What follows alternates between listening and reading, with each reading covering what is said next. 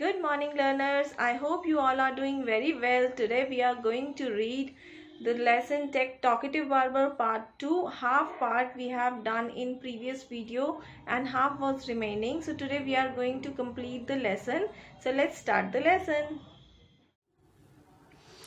Be quick and finish your work, the Sultan replied, and you shall have all the food that have been prepared for me today. सुल्तान ने barber से कहा कि देखो तुम अपना काम जल्दी से ख़त्म कर लो और फिर जितना भी खाना मेरे लिए यहाँ बना है वो मैं तुम्हें ले जाने दूंगा या वो मैं तुम्हें दे दूंगा. Please show me the food so that I may judge if it is enough for my 5 friends. Barber ने राजा से कहा कि मुझे कृपया वो खाना दिखाइए जो आपने बनाया है अपने लिए, ताकि मैं देख पाऊँ या जज कर पाऊँ कि वो खाना मेरे 5 दोस्तों के लिए इनफ होगा, पूरा होगा या नहीं. I have enough food for you, the Sultan exclaimed, but he ordered that all the food prepared for his feast be brought in. राजा ने बार्बर से कहा, नाई से कहा कि भाई जितना खाना बना है वो तुम्हारे लिए काफ़ी होगा, बट फिर भी उसने ऑर्डर किया कि सारा खाना अंदर भेजा जाए. The barber looked over the food and said, "This is very good, but I shall want some fruit for the dessert also." Barber ने खाने की तरफ देखा और कहा कि ये बहुत ही अच्छा है, लेकिन मुझे कुछ फ्रूट्स भी चाहिए होंगे जिन्हें मैं डेजर्ट में अपने दोस्तों को खिला सकूं.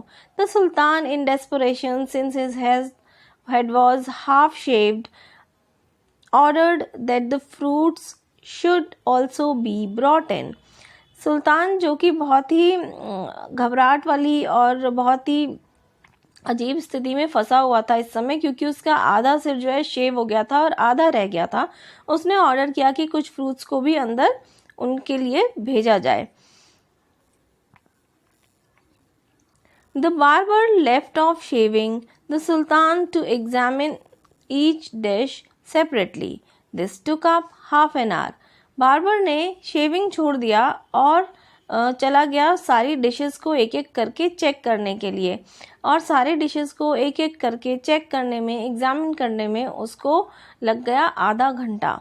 The sultan stamped his feet impatiently, और सुल्तान ने अपने पैर बहुत ही इम्पेशेंट होकर के पटके. स्टैम्प्ड का मतलब होता है पटकना पैर को. जब हम बहुत ही ज़्यादा इम्पेशेंटली हो जाएं किसी वर्क के लिए जो कि हमारा काम पूरा ना हो रहा हो और हमें उसे जल्दी पूरा करना हो, तो हमारे में पेशेंस कम हो जाता है उस समय और फिर हम अपने पैर पटकते हैं, उसको कहते हैं स्टेम्प्ड.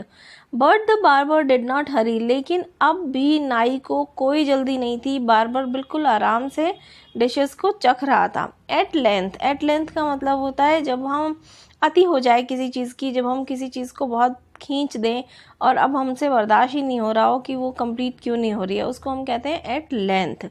However, he again took up the razor, but after a few minutes of work stopped suddenly and cried, "I never knew that you were so generous." उसने अंत में रेज़र उठाया और अपना काम करना शुरू किया, लेकिन कुछ ही मिनट के बाद उसने फिर से काम करना बंद कर दिया और ज़ोर से चिल्लाया कि मुझे नहीं पता था कि आप इतने दयालु हैं.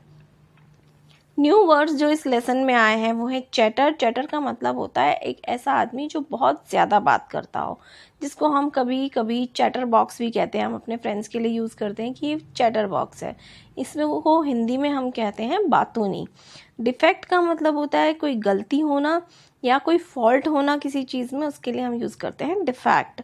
ओपिनियन का मतलब होता है हमारे अपने पर्सनल व्यू या हमारी पर्सनल फीलिंग जो हम किसी व्यक्ति के बारे में, किसी वस्तु के बारे में, किसी सब्जेक्ट के बारे में देते हैं, वो होता है ओपिनियन.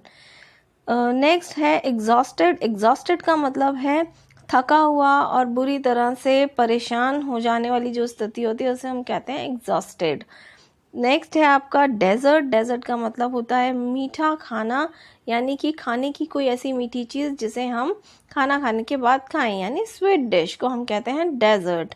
एग्जामिन का मतलब होता है बहुत ही केयरफुल तरीके से किसी चीज़ को चेक करना, वो होता है एग्जामिन. एट लेंथ का मतलब होता है अतिशयोक्ति हो जाना, अति हो जाना किसी चीज़ की, स्ट्रेच हो जाए जब कोई चीज़ बहुत ज़्यादा, उसे हम कहते हैं at length.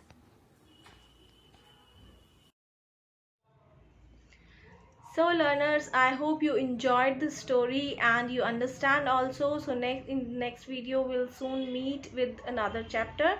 Till then, bye bye and keep watching.